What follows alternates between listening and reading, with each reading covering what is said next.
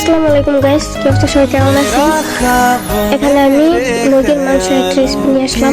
দিয়ে দিলাম তেল, তার মধ্যে দিয়ে দিলাম কিছু পেঁয়াজ কুচি, দিয়ে দিলাম কাঁচা লঙ্কা, তার মধ্যে দিয়ে দিলাম দারুচিনি, এরপর দিয়ে দিলাম হলুদ বাটা, তারপর দিয়ে দিব মরিচ বাটা। এখানে কাঁচা লঙ্কা আছে তাই আমি মরিচ বাটাটা একটু কম দিয়েছি।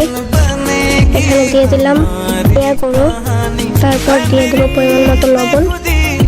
এরপর একটু মশলাটা ভেজে নেবো নাড়াচাড়া দিয়ে। এই সময়টা চুলার আঁচটা মিডিয়াম আঁচে রাখতে হবে, নয়তো নিচে লেগে যাবে। তারপর দিয়ে দেবো পানি, মশলাটা কষানোর মতো চলবে। পরিমাণ মতো পানি দিয়ে দিলাম। এরপর একটু নাড়াচাড়া দিয়ে 5 মিনিট মিডিয়াম আঁচে রেখে দিলাম। এরপর ভালোভাবে কিছুক্ষণ নাড়াচাড়া করতে হবে, নয়তো নিচ দিয়ে লেগে যাবে, ফ্লেভারটা ভালো আসবে না। তাই মিডিয়াম আঁচে রাখতে হবে। তারপর দিয়ে দিলাম মাংসটা একটু নাড়াচাড়া দিয়ে কষাতে হবে।